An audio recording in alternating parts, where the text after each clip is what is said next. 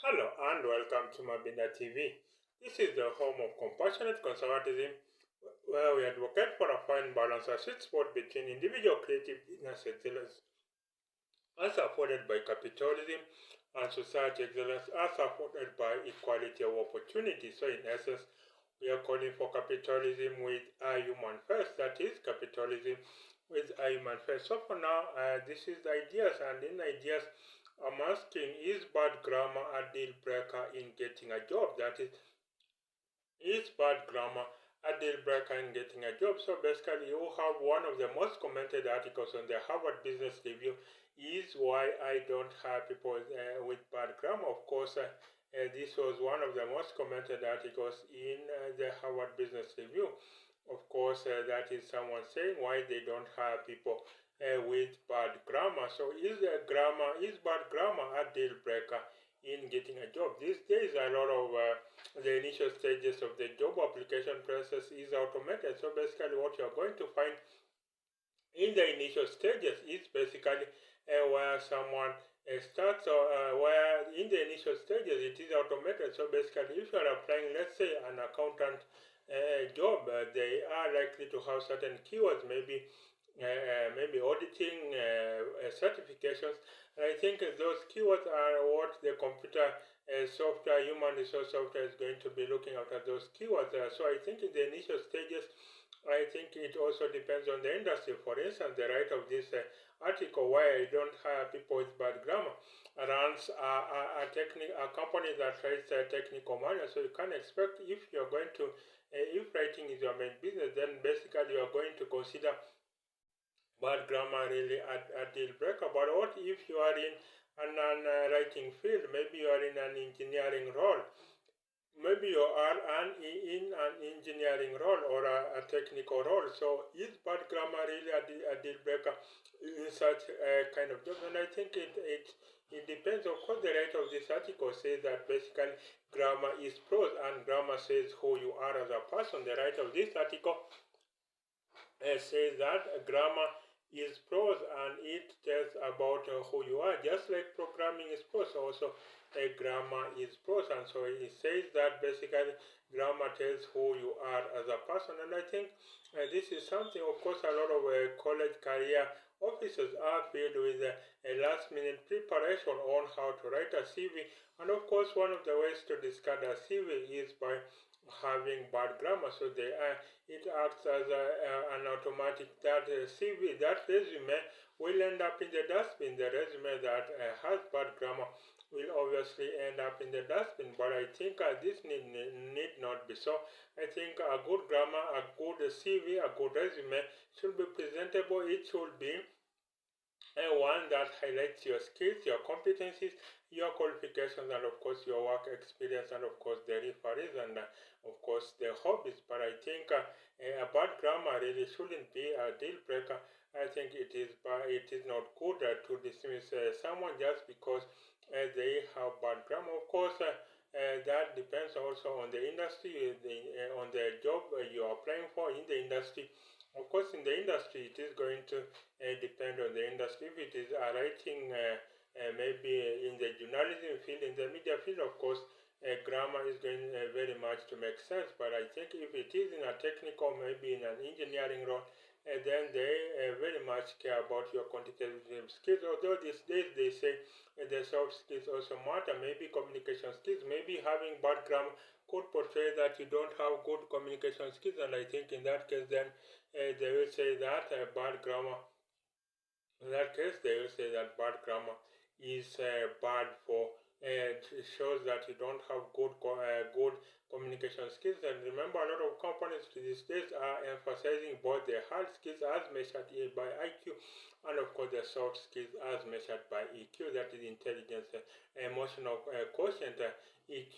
And I think a lot of HR managers are moving beyond their hard IQ skills, their hard technical skills, to be able to go their candidate based on their soft skills. And I think communication skills is one of those soft skills. And I think a lot of managers are promoted not just for their emotional quotient, not just for their IQ, that is how good they are at their job, how good they are at delivering results. They're also promoted on basically on their communication with their colleagues or with their work colleagues, on their superiors, communication with their superiors, communication with maybe the line of duty workers. So basically, communication skills is one of the most important skills to have.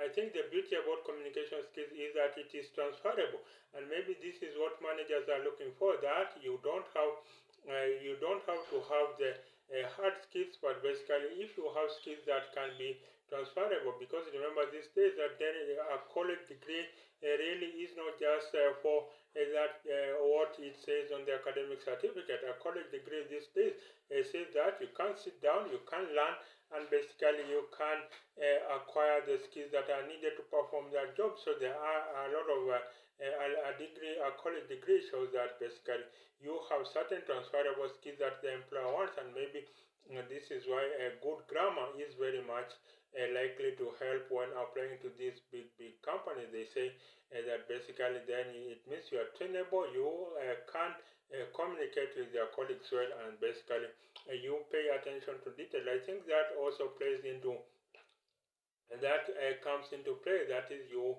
have attention to detail, and I think in that case then you will have a grammar that basically a good grammar then basically says you pay attention to detail, and basically you can communicate with your colleagues, you can basically you can communicate with your colleagues, and that you can communicate with your colleagues, and that you possess skills that are transferable. So let me know on whether you think good grammar really plays into, whether you think good grammar plays into that is in being a deal breaker, that is bad grammar, or do you think it is very much a deal breaker? So that's it for now. That is it for that is it for now. That is in the ideas where in the idea cast where I look at if a bad grammar is a deal breaker in getting a job. That is bad grammar a deal breaker in getting a job. And then in Remaking America, I'm looking at this. That is a retiring GOP lawmaker says that whether America can withstand the bad policies of Joe Biden, but that America cannot withstand the near constitutional overthrow of Donald Trump. That is, whether America can withstand the bad policies of Joe Biden. That is a retiring GOP lawmaker who says that. That is, whether America can withstand the bad policies of the Biden administration, but that it cannot withstand the near constitutional overthrow of Donald Trump. I think it has been reported by the New York Times that Trump is already planning on deploying military should he win the 2024 elections. That is, he foresees a situation where there will be altercations in the American streets, there will be a march, there will be demonstrations if he wins the White House again. And so basically, as reported by the New York Times, it says that Donald Trump is basically looking at deploying military staff in the American streets. And so that means that Donald Trump basically maybe could use the military. And I think one of the things that was uncovered was that in the last days of the Trump administration, there was a talk of about invoking martial law in America, that is suspending the Constitution, so that the Constitution will be suspended, and then Donald Trump could enact martial law in America, so that now martial law will rule, and so he will continue with an unfettered rule in America. This is the domain of failed nations. This is the domain of banana republics. This is the domain of third world countries, not a superpower like America. So American democracy has to be defended at all times. I think American democracy has to be defended at all times, and I think one of the ways to defend the American democracy is to ensure that we have someone that sticks to the rule of law, sticks to the Constitution. And I think for Donald Trump, if they are already planning on what they are going to do come January 2025, should they win next year's elections, then you can be sure. And basically, America is headed in the wrong direction. So I think that is basically, I think Joe Biden is not one of the best presidents we've had, but I think he holds a sway for those who say it is better Joe Biden than Donald Trump. It is better than Joe Biden, even though he is performing average. They are better off with Joe Biden than the near constitutional overthrow of Donald Trump. So they figured out that Donald Trump is bad for America, is bad for the American Constitution. But remember, Joe Biden really has disrupted not just the GOP, not just the Republican Party, but the American essence of who we are. I think now Americans are going to question themselves, what kind of democracy are they living in? What kind of democracy is America practicing? And they find that basically they didn't, no one foresaw that such a figure as Donald Trump was forthcoming. I think no one oversaw that such a figure as Donald Trump was forthcoming. But now you have Donald Trump, and within his supporters very much view that Donald Trump is the one who is coming to drain the swamp. Remember, they are saying drain the swamp of the Obama or even the Bush leftovers. So they say Donald Trump is coming over to drain the swamp. So they are tired with die-hard Donald Trump supporters are tired with the Obama. With the Bushes, with the Obamas, with the Reagans, they want a totally new break for America, and so they want someone that has the figure, the rigor to take on the deep state. Of course, this is something that has been speculated for a long time. That basically America has certain entities that they call the deep state. These are shadowy figures. These are elements who we have never seen on TV. We have never heard. We have never seen on TV. We have never read in newspapers, but that they control the workings of the American government from behind the curtains. Of course, they call themselves the deep state. So of course, they say Donald Trump went against the deep state, and that is why he had a chaotic presidency. They say if Donald Trump had been willing to abide by the deep state, he would have faced no opposition at all. But then Donald Trump, very much the campaign candidate, became the candidate in the White House. That is very, very different from what from all the other presidential candidates. You had this time with Donald Trump, the campaign candidate did not change. With Donald Trump, the campaign candidate did not change. The campaign candidate became the candidate in the White House, the president in the White House, and so that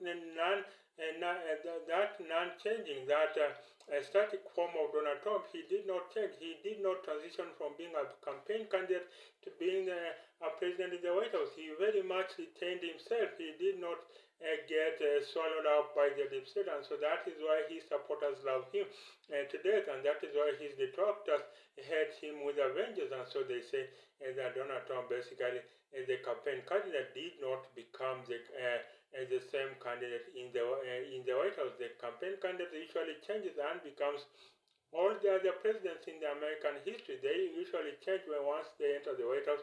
They find that what they were promising their people, and they find that what they were promising their people is not what is palatable, what is allowed, or what is the reality in the White House. But I think for Donald Trump, he did not change. He continued to talk the same way. He continued to really be the man himself, and so I think that is why a lot of his supporters love him to bits, and that is why a lot of Donald Trump supporters love him to bits, and of course his detractors hate him, saying that basically Donald Trump does not have the temperament to be president. Of course, you have Hillary Clinton calling for. You have Hillary Clinton saying that basically Donald Trump supporters should be deprogrammed. Basically, she says, that is Hillary Clinton, that Donald Trump takes Trump supporters take the marching orders from Donald Trump, so they need to be deprogrammed. Of course, I remember Hillary Clinton with that famous phrase of deplorables, that is calling Trump supporters deplorables. Of course, some say this is what made her lose the election in the first place. Of course, she called Donald Trump supporters as deplorables, but of course, Donald Trump supporters hardly wore they wore that they put to a body that clothes that said they were deplorables, and said they were proud deplorables, and so of course they put Donald Trump to the White House. And I think the concern here is that basically Biden is trailing Donald Trump in 5 major battleground states, and I think that is the concern that a lot of Democrats have, or just those people that wish to see the sunny days of America return, that Joe Biden is trailing President Trump by at least five key battleground states. I think Michigan included in the Rust Belt states. I think mostly Pennsylvania, Michigan. I think Ohio also. Donald Trump is leading in these five key battleground states, and of course, they say this is not good for democracy in America. When you have Donald Trump, a figure that has been berated so much, but then of course also a figure that a lot of Americans love. So you let me know or not you think about. That is a retiring GOP lawmaker saying that whether America can withstand the bad policies of Joe Biden, but that America cannot withstand the near constitutional overthrow of Donald Trump. So that is remaking America for now. Then I will move over to Africa perspectives, and in Africa perspective, I'm asking how does Africa move from being viewed as an aid and humanitarian hotspot to be an investment destination? That is, how does Africa move from being an aid and humanitarian hotspot to be an investment destination? A lot of people outside Africa view Africa really as always a continent in need of help. It is a common cold away from a disease pandemic. It is a warlord away from civil war. It is a warlord away from civil war, a common cold away from a disease pandemic. So how does Africa move from being a continent that is seen as basically being an aid and humanitarian hotspot to being a continent that basically you can engage, you can invest in? I think everyone says, at least a lot of economists say that Africa is the next frontier. Africa really could be the next growth engine for the world. Of course, this looks laughable because as that now Africa contributes only about 2% of the global economy. So how does it become an engine of growth for the world when basically it can't feed its own people, it can't provide jobs? I think there needs to be a lot of investments in Africa, but for that to happen, the leadership in Africa has to be more focused. The leadership in Africa has to not change so often. I think the leadership in Africa has failed Africa big time. I think in the 1950s and 60s, frankly, a lot of development economists thought that Africa would develop first before Asia. They thought that basically Africa had the mineral resources, so this development economists of the 1950s and 60s thought that maybe Africa had the mineral resources, and so they thought Africa would develop first before Asia, but that did not happen. It is Asia that is making all the strides, leading some to call the 21st century as the Asian century. So some are calling the 21st century as the Asian century. So Africa really, I think a lot of people have given up hope on Africa, but I think the leadership in Africa must be fixed so that we have an Africa really, an Africa that is top notch, an Africa that really is at the absolute bleeding edge of innovation. And I think Africa has 1 billion people, so I think it needs to unite. First of all, it has 1 billion people. That's a very good market, and I think if you get a market of 1 billion people, then that shows that you could make very good profits. Look at the likes of General Motors, the likes of big companies such as McDonald's that are making a fortune in China because of its population size. And so you have a lot of American big companies like Apple have basically considered China as their next destination of investment, basically because of that population size. Of course, China and India combined have about a third of the world's population. So you can imagine they consider, a lot of investors consider China and India, that is combined 2.5 billion people, as basically, or even 3 billion people, as their next investment destination. So why do you I think in the same case Africa then has to fix its leadership so that it becomes really, Africa has to fix its leadership so that it becomes the next investment destination. And I think if that happens, then if Africa fixes its leadership, then it will move away from being an aid and humanitarian hotspot to being from an aid and humanitarian hotspot to being an investment destination. And I think this will be a win-win situation because Africa has the mineral resources, it possesses the mineral resources that the world requires, it possesses a lot of look at the information revolution. These minerals such as coltan, look at lithium, they are mined in DR Congo. So what if DR Congo had these factories in the first place instead of these factories being in China? What if they were in DR Congo? So that's why I say a lot of I think I will put my spin on Africa to be able to leapfrog the rest of the world if it has this mineral resources. So that's it for Africa perspectives. So I have looked at whether Africa can move from being an investment, from an aid and humanitarian hotspot to being an investment destination. So that's it for now. Then finally, I will look at basically heart and soul. In heart and soul, I'm looking what does it mean for Christians to be the salt of the world? What does it mean for Christians to be the salt of the world? I think the Bible says that Christians basically are the salt of the world. So basically, what does it mean for Christians to be the salt of the world? I think it means that Christians should be able to make impact wherever they are. And I think if you are, I think faith without actions, there's no faith without actions. And so I think whatever Christians are, they should be the ones. Wherever Christians are, they should be the ones that should be causing change wherever they are, and that is literally what it means for Christians to be the salt of the world. And of course, Christ Himself caused a lot of changes. Christ Himself caused a lot of changes, and I think this is why they say that Christians should be the salt of the world. And I think if Christians become the salt of the world, and then wherever they are, they will be able to cause a lot of change in the places where they are. And I think in this case, then Christians will be able to cause impact wherever they are, and then of course they can be the salt of the world. And I think, frankly, where others see darkness, Christians should be able to see the light. Where others only see darkness, Christians should be able to see the light where they are, so that they can cause change, they can cause impact wherever they are. Look at people like Paul. Paul was able to evangelize in so many places. Look at Abraham, Paul, the father of faith. He was able to have so much faith in God that he was told he will have so many descendants as to be the father of faith. Look at people like David. They defended Israel in all its magic and splendor. Look at people in the Bible that made an impact. They all were Christians, and I think in that case then it should be able to be clear. It should be able to be clear.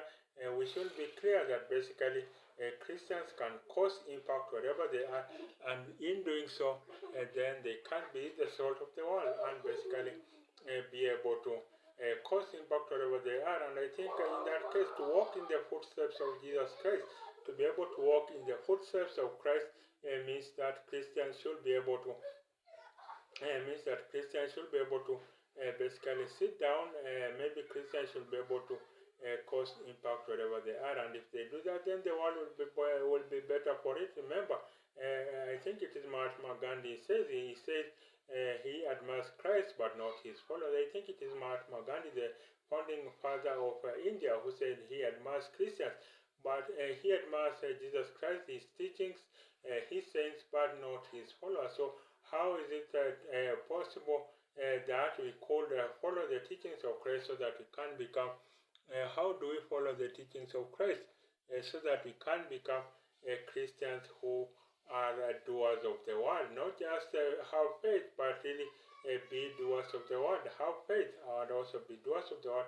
I think that is the way Christianity can spread. I think Christianity can be a religion for good, can be a force for good in the world, but only if Christians follow the true teachings of Christ, and that is one of the is by being salt of the world. Be that hidden, that city on the hill that cannot be hidden. A candle cannot be put under the table. It will not light. Let the candle be put on the table so that it can light. But I think that is how to have impact for Christians. But if these Christians continue to hide, if these Christians continue to be just like other people, then I think these Christians being the salt of the world will not really be they will not be impactful, and I don't think that borders for Christ's message around the world. That does not put away for the message of Christ around the world, and I think that is the way to be able to build a good enough mission that is for Christians